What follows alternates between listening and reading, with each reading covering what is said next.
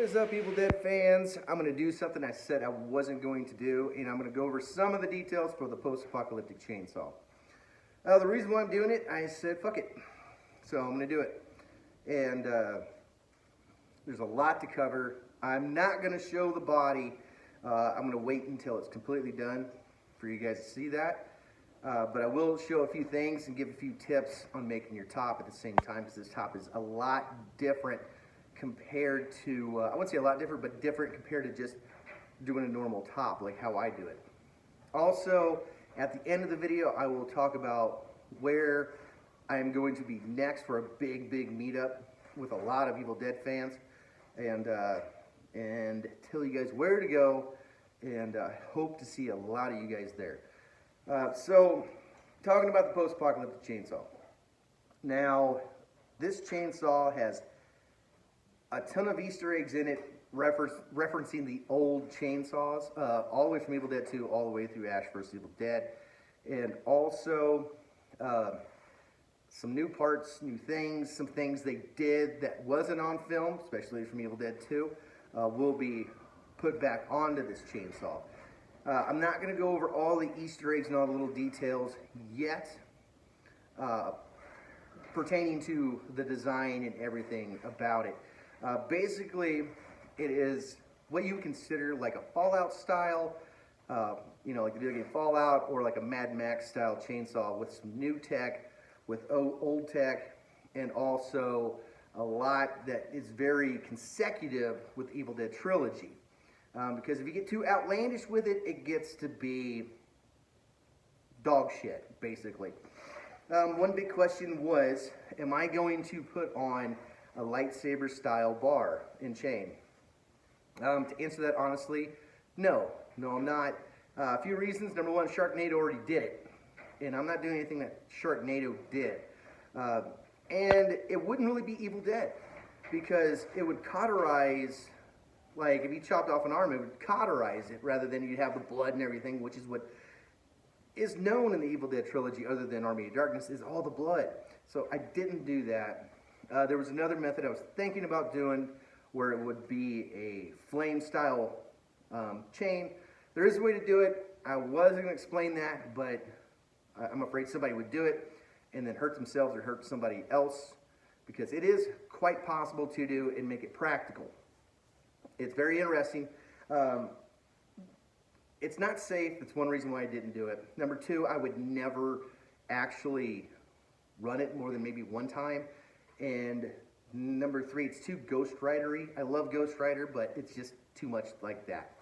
And the flame would make sense, since this one is meant to have the ability to take out the dark ones. This chainsaw will have that ability. This chainsaw has a backstory and a reason why it's built the way it is, and how it runs, and how it works. So there's a huge, I would say, I don't know, a story behind it, but I had to keep that chainsaw within that story. And I did have an original design, an original story, but talking to a few other Evil Dead fans, they mentioned a few things, and I'm like, yeah, I'll use that because that makes a lot of sense. But it will, and also if you go too futuristic with the chainsaw, and like a lightsaber bar, then it doesn't sound like a chainsaw. It sounds like a lightsaber, so no thanks. It's got to sound like a damn chainsaw. That's what makes it Ash's Chainsaw. That's what makes it horror movie-esque, slasher-esque kind of thing. So I had to keep it within that realm, and I'm very happy with that decision. Once it's completely done, I will go over the whole backstory of the chainsaw, on why it's built, how it's built, what it does, everything. And it's a very interesting story to that chainsaw. I know a lot of people are excited to see it done. Some people have seen the body so far, and they just love it. I don't really share too many photos of that, but yeah, they're just like, oh my gosh, this is going to be incredible. One person even said, I think it was Triple X Gothman, Triple X, I showed him a photo. He said, you're going to make a chainsaw that people want more than the other ones, which is, that's a huge thing to say, considering it's an original design. It's a concept design. It wasn't anything that was used in the film or anything. This is a concept design that I have done, and came up with, and with the help from others and their suggestions, I'm going to make something really, really cool. Some people are going to love it, some people are going to hate it. It's just the way it goes with anything that's an original design.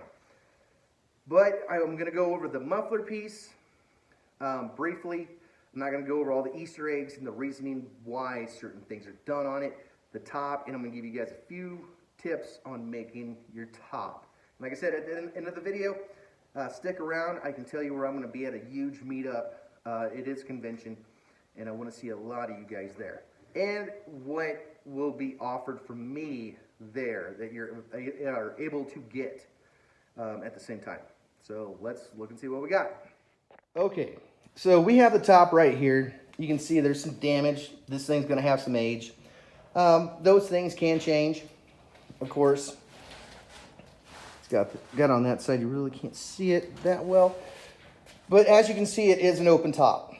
It will have, for the most part, most of the insides from the workshed scene, with a few custom pieces as well. And also, the custom pieces that will be added will most likely be pieces that are obsolete from like the 70s and so forth.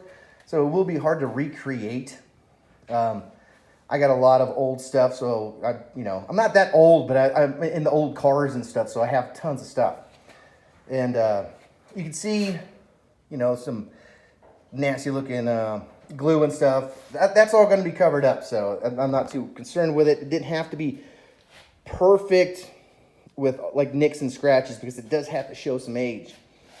It will basically have the hand room of a flat top, and so that will make it basically impossible to make it a running saw. I wanted to make it run, but I decided to go for looks and detail versus running because I wanted it to open up. I wanted everybody to see what's on the inside. Nobody's really ever done that. I think some people have, but not to this extent. So it's going to be very interesting. This top was kind of a pain in the butt to do. Since you are doing, if you do something like this, the hardest part is to make sure the sides of the top over here, that side and that side, all the way through match.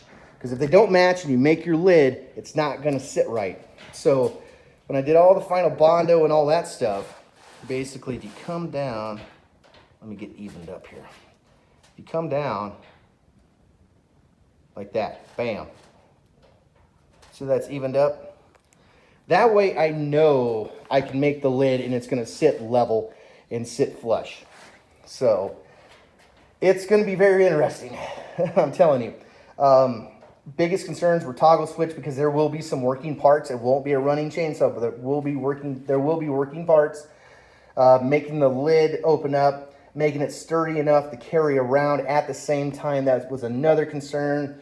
And it's just in paint right now. It's supposed to be weathered. Other things installed, obviously. So that's what I got so far for the top. And there was a little tip for you guys. When it comes to the top, and the same thing when you do any other top, like I think I went over how you got to have, like I do these two sides separately, of course. I always cut them out at the same time and bend them at the same time because they have to match up. I always match them together back to back to make sure they're equal in both parts, so you don't have one lumpy side or the curve's wrong on one side and it's good on the other, and you're trying to fix it with a bunch of Bondo because then it just becomes a pain in the butt. So, but yeah, right there, like that. It's very helpful if you get it just perfect. It's a pain in the ass, but it's very helpful. Let's get to the muffler piece. Okay, so this is the new custom muffler piece. It does have, just has test paint on it, so it's kind of messed up. It doesn't matter. But if you can see in there, there's some red. There's some red back here. Now you could say, well, this is completely custom. It doesn't reflect anything. Actually, it does. This thing has more than 15 Easter eggs referencing the Evil Dead trilogy and the past chainsaws. So there is a ton of detail done to this and reasons why it was done that way. I wanted to make it different. It isn't completely done. I still have to do some stuff back here. I'm not going to show that till way later, but that's what we got so far. Yeah, you can see some of that paint came off from banging around and refitting, but that's okay. That's what we got so far. But like I said, it references the Evil Dead trilogy in about 15 different Easter eggs and the chainsaws. So that is the muffler piece. It is very, very custom, but at the same time new. I didn't want to make the same damn muffler piece. Why? Because it's been done. I didn't want to just make a chainsaw, you know, an Ash vs. Evil Dead chainsaw or Evil Dead 2 or Army Darkness chainsaw and just repaint it and stick a couple things on there and say, well, this is Ash's new chainsaw. No, this has to reference all the chainsaws, the Evil Dead trilogy, and stay within the limits of the guidelines of the trilogy. You can't get too outlandish with it. And this is probably one of the most outlandish pieces that I've made. But it is very, very, very cool because when it sits like that. This is the back, this is the front. Almost like a hood scoop per se. But yeah, that's what that is so far. And let's get back towards the end of the video. All right, there you go. That's just a little quick video, just a little update of what I'm doing with that post-apocalyptic chainsaw. Like I said, it's going to be hard to recreate if somebody wants to recreate that. There will be a lot of obsolete pieces on that chainsaw, especially on the inside. There's going to be a lot of stuff reflecting the Evil Dead 2 workshed scene, but with some new custom pieces and some pieces in there that I have to install because there will be some working pieces at the same time, or working parts. I'm very excited to do it and get it done.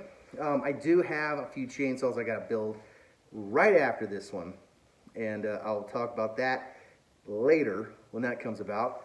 And also talking about the big meetup. Now last year, you know, I went to Flashback Weekend in Chicago. I'm going back. Now it is, July 31st through August 2nd at the Hyatt Convention Center. It is Flashback Weekend HorrorCon. They already announced Tobin Bell. I think it's Tobin Bell. Tobin Bell's going to be there. I'm not a big Saw guy, so I'm not 100%. I think that's his name. But he's going to be there, and I've already announced it on the Knights of Samaria page. Already, the original people, I think minus 1 or 2 people from the original group last year, already booked their rooms. They're coming in. They're like, oh, yeah, we're doing that again.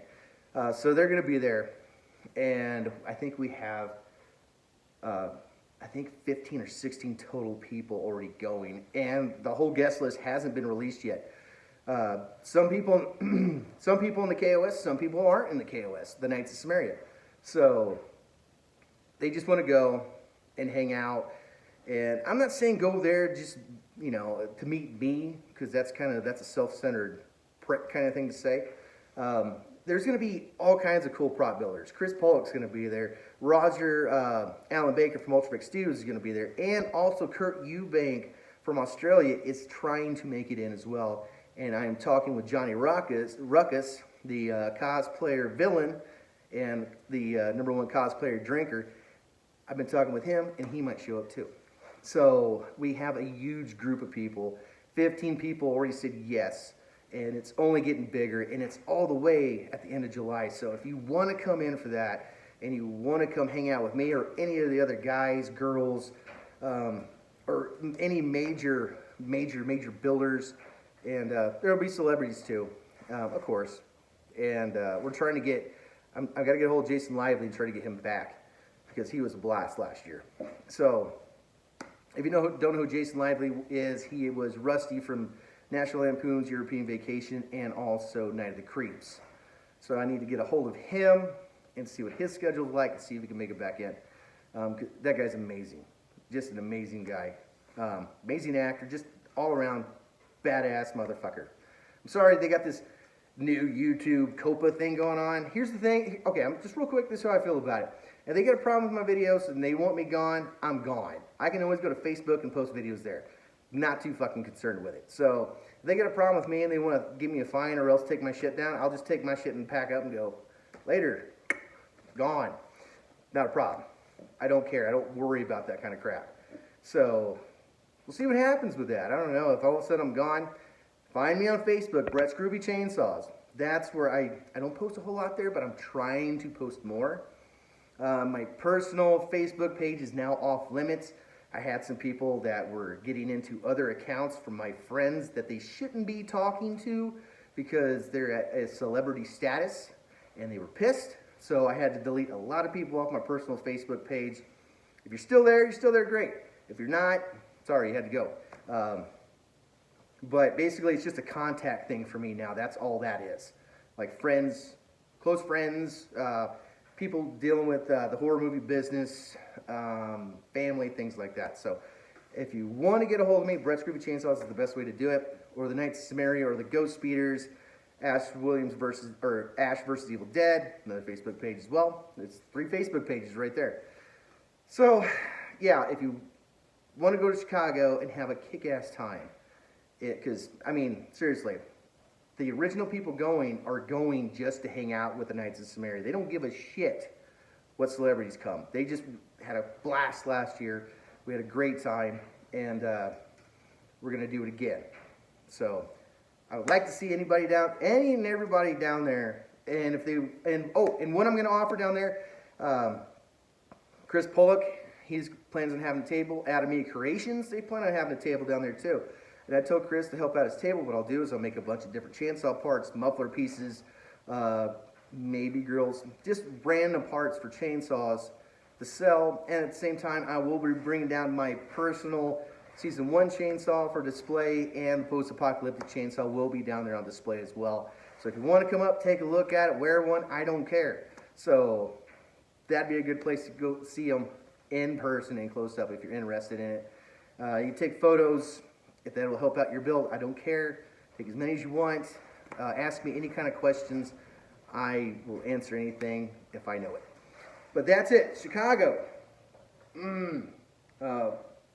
I forgot the name of the little kind of suburb. But anyways, Chicago, Illinois, the Hyatt Convention Center, Flashback Weekend. Look it up. They've already announced Tobin Bill. I think that's his name. I'm pretty sure. I'll be there for sure, and a ton of builders are going to be there for sure. So please, please, if you want to go to have a kick-ass time, that's where I'll be, because I'll be having a kick-ass time too. So until next time, you guys stay groovy.